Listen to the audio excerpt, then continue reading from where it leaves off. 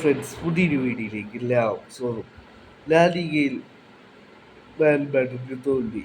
ഗെറ്റാഫെക്കെതിരെ 1-0 Real Madrid പരാജയപ്പെട്ടുള്ളത്.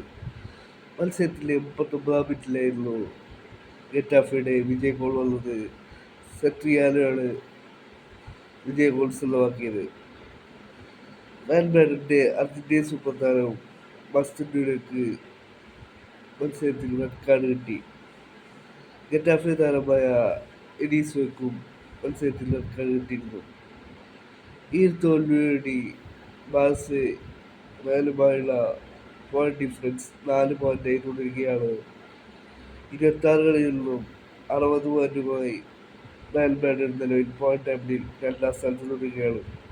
26 കളിയിൽ നിന്നും 64 പോയിന്റുള്ള ബാഴ്സലോണയാണ് point ടേബിളിൽ നിലവിൽ 1ാം സ്ഥാനത്ത്.